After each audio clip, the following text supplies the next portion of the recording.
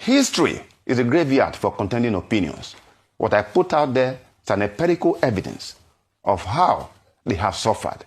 Because the resistance against a credible election in Nigeria has been long-standing.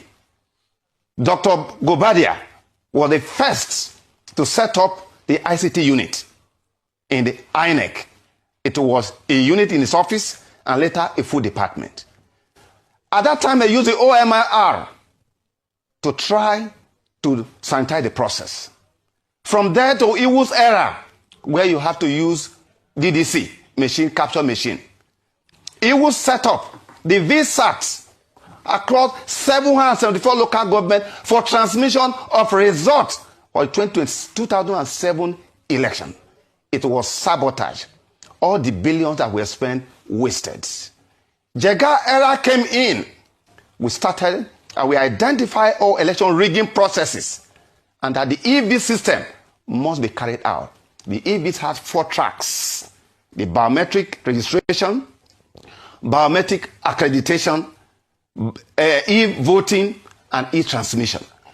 But as we were doing that, the members of the National Assembly, under Section 52, they were scared and they prohibited the use of any electronic thing. In fact, they used the word no electronic voting machine. That was the language that was used.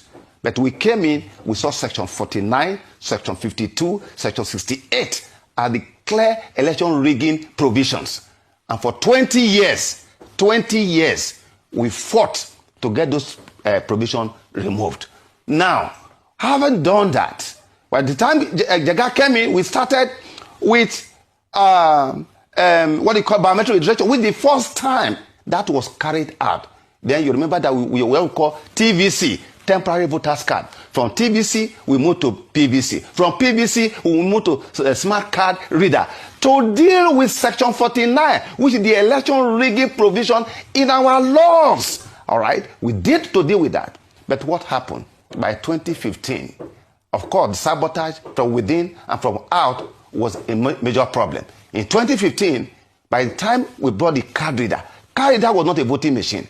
Card reader was meant to deal with Section 49 that says that a presiding officer, once you are a voter who's registered in a polling unit, once you come, if he is satisfied, it should be given what he called a ballot to vote. That was where politicians started buying voters' cards, warehousing everything, rigging election. We needed to sanitize it. That was why we brought the idea of the smart card reader to identify, confirm, and authenticate a true voter at the polling unit.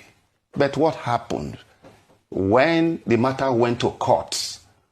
The apex court of our fatherland painfully declared that, oh, the smart card reader, beautiful device, however, it should have been written in the Electoral Act. Today, the debate that has held this country down for the past 2 months or thereabout is brought about by the Supreme Court of our fatherland. And I'll give you what the Supreme Court did, how it has thrown everything in disarray.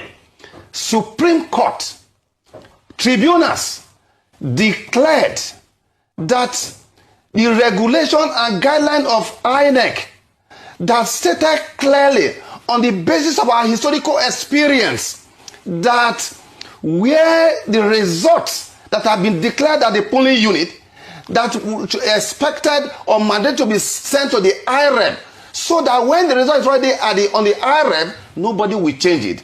Supreme Court said that IREB is an amusement center, it's a viewing center, it's of no effect and all that. Now, the question now is, what happened to the lineup of authorities, 1979, 1983, and all subsequent judgment of the court, Supreme Court, up to 2015, when the court declared that in any elections, there are 3 principal legal frameworks that govern election, which are the Constitution, the Electoral Act, and indeed regulations and guidelines made pursuant to the powers given both in the Constitution under Section 160 as well as Section 148 to make rules for the conduct of election. It should be noted. Okay.